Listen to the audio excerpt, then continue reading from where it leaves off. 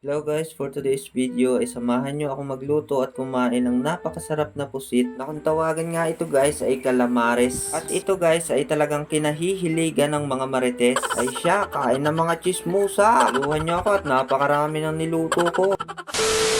At yun nga guys, ay dahil tayong magluluto ng calamares ay kailangan natin ng pusit. Bago ako umuwi ay bumili na ako sa palengke sa napakamurang halaga. 3.20, may sukli ka pa. Siyempre, charot lang yun. Sa mga oras na to guys, ay isa-isa ko na nga itong hinugasan para malinis na rin natin ang ayos. Pagkatapos ko nga itong hugasan ay ginet-get ko siya ng maliliit para mabilis siyang maluto mamaya. Pagkatapos ko nga itong gayatin lahat ay naghanda na ako dito ng cornstarch at saka harina. Naghalo ko na nga pala silang dalawa tapos nagad tayo dito ng napakaraming paminta. Siyempre, yung karagdagan nating magic anting kulanting. Tapos lalagyan rin natin ng kaunting asin. Tapos ay ating hahaluin. Ayos na yan. Tayo nga guys ay pumunta na dito sa ating lutuan at inilagay na nga ang pusit sa ating sausawan para siguradong fried na fried dyan. Sigurado ko muna siya, nabalot na balot siya ng ating harina na may pangpalasa para pag kinain natin mamaya ay siguradong napakasarap na. Sa mga oras na to guys ay napakabango talaga at napakasarap nito sigurado mamaya. Siguradong mapaparami na naman ang kain nito natin guys. Siyempre nga pakaluto nga natin guys nitong ating unang salang ay nagayat na rin ako agad ng ating sausawan. Sa puntong to guys ay dali-dali na nga ako nagayat ng napakaraming sibuyas para sa ating sausawan na binabala. Nagdagdag na nga ako guys dito ng napakaraming kamatis para siguradong the best. Siyempre hindi mawawala ang ating ginayat na sili. Ayos na yan, huwag nating kadamihan, yung panaktuhan laang. Pagkatapos kong ilagay yung ating sili, naglagay na rin ako ng tuyo. Nagdalawang isip pa nga ako dito kasi ako'y may tuyo na.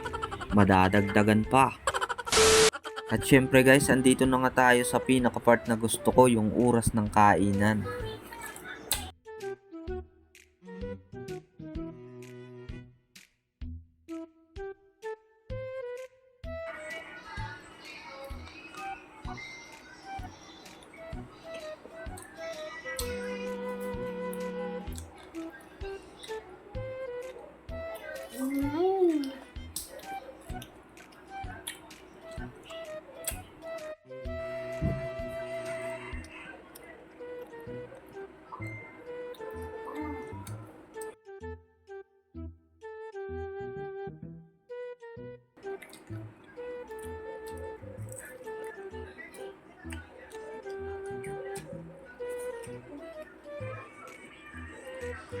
Ayun.